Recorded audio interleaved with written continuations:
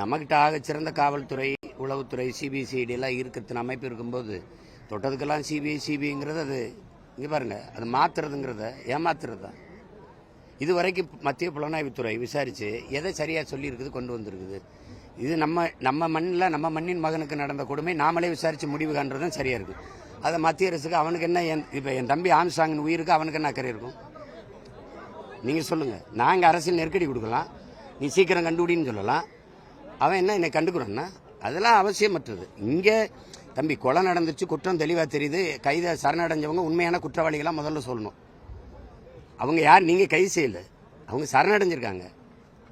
அவங்கள நீங்கள் எடுத்து விசாரிக்கவே இல்லை, உடனே ரிமாண்ட் பண்ணி உள்ளே வச்சுக்கிட்டீங்க. அவள் விசாரிக்கணும்ல, ஏன் கொன்ன, எதுக்கு கொன்ன, யார் சொல்லி கொன்ன, இவ்வளோ பெரிய தலைவர் உயிர் எடுக்கிறவளுக்கு உனக்கு என்ன, அவருக்கு ஒரு பிரச்சனை என்ன, நோக்கம் என்ன, இதெல்லாம் வெளியில் தெரிய வரணும்ல. அது இல்லையே, உள்ளே வச்சு மூடிட்டீங்க, அதோட எல்லாத்தையும் மூடிட்டீங்க. இருந்தது சரி, அவன் தனியாக எனக்கு துப்பாக்கி அனுமதி தரல, அவர் கொடுத்துருந்தீங்கல்ல, அவர் வச்சிருந்தாருல, தேர்தல் நேரத்தை ஒப்படைச்சார்ல, தேர்தல் முடிஞ்சவன் ஆச்சு, திருப்பி கேட்டார்ல, ஏன் கொடுக்கல? கேட்கறதுக்கு பதில் இருக்கா அவங்ககிட்ட? உடனே முடிஞ்சவனா அவர் திருப்பி கேட்டார்ல, கொடுத்துருக்கலாம்ல. அவர் கையில் துப்பாக்கி இருக்குன்னா நெருங்கி இருக்க மாட்டான், துப்பாக்கி இல்லைன்னு தெரிஞ்சிருச்சு. எப்படி தெரிஞ்சிச்சு அவனுக்கு? வீட்டு வாசலில் வந்து வெட்டி கொண்டுடலாம்ங்கிற துணி வருதுன்னா ஒரு தலைவரை, அது எப்படி? நீங்கள் அப்போ துப்பாக்கி கொடுத்துருந்தா அவர் சுட வேணாம், எடுத்து காட்டியிருந்தாலே ஓடி இருப்பான். தனி மனிதனுக்குன்னு என்ன சொல்றீங்க? நாட்டு மக்களுக்கு எவ்வளவுதான்? நீங்க 31 நாட்களில் 133 படுகொலைன்னு நிகழ்ந்திருக்கு. ஒரு அறியப்பட்ட எல்லாரும் தெரிஞ்ச ஒரு தலைவருங்கனால பழிச்சின்னு வெளியில தெரியுது.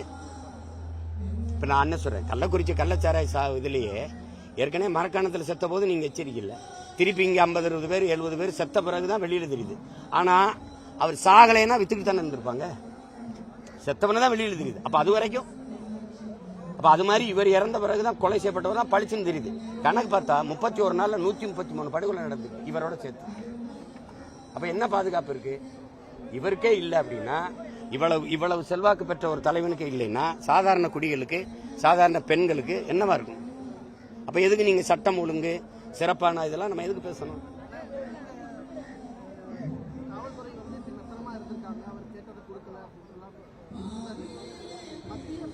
தம்பி நான் கேட்கறதுக்கு ஒரு தான், நீங்க 3 தடவை அவருக்கு த்ரெட்டன் இருக்குன்னு தெரிஞ்சு நாங்க எச்சரிச்சோங்கிறீங்க. அவரை எச்சரிச்சு என்ன பண்ணுவீங்க? அவரே தற்காத்துக்கொள்ளணும். நீங்க அவருக்கு உரிய ப்ரொடெக்ஷனை கொடுத்துருக்கணுமா இல்லையா, பாதுகாப்பை கொடுத்துருக்கணுமா இல்லையா?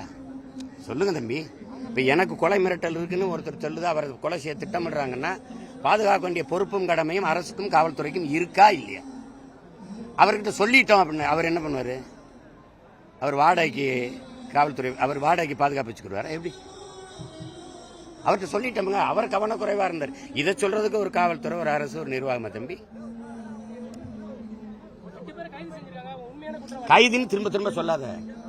கைதா சரணடைஞ்சாங்களா? முதல்ல சரணடைஞ்சாங்களா கைது செஞ்சாங்களா?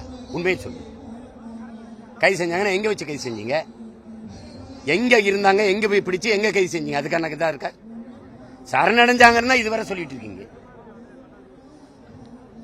அப்புறம் கைது செஞ்சாங்கன்னு சொல்லிட்டு இருக்கீங்க.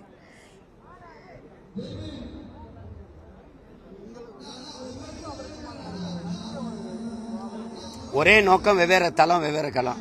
நாங்க 2 பேரும் சந்திக்கும் போது நான் இந்த இந்திய கட்சி, இந்திய தேசிய அரசியல் வேண்டான்னு ரொம்ப நேரம் தர்க்கம் செஞ்சேன். அவர் அதுக்கு முன்னாடி சேர்ந்துட்டாரு. நான் தொடங்குறதுக்கு முன்னாடி 7லே சேர்ந்துட்டாரு, நான் 10ல் தான் தொடங்கினேன். அப்போ ரொம்ப நேரம் பேசணும், அண்ணா அது நான் போயிட்டேன்ன அப்படின்னாரு. சரி அங்கே இருங்க, அங்கே இருந்து நீங்க இயங்குங்கன்னு. ஆனால் அவர் இங்க இருக்கிற பிள்ளைகளை படிக்க வச்சு இங்க இருக்கிற மக்களுக்கு அவர் பாருங்க தமிழ் சமூக ஓர்மையெல்லாம் பேசியிருப்பாரு. எத்தனை நாளைக்குடா நம்ம படையாச்சி பறையன்னு சண்டை போடுவது, தேவர் சண்டை போட்டு நம்ம ஒற்றுமை இல்லாதனாலதான் நம்ம உரிமை இழந்து நிக்கிறோங்கிறதெல்லாம் பேசுறாரு. அதெல்லாம் அது நான் பேசுற அரசியல வேற தளத்தில் அவர் பேசுறாரு, அவர் சொன்னது நான் வேற தளத்தில் பேசுறேன். அதனால ஒரே நோக்கம், வெவ்வேறு தளத்தில் ஒரு களத்தில் நின்று அண்ணன் தம்பிங்க நாங்க. அதுல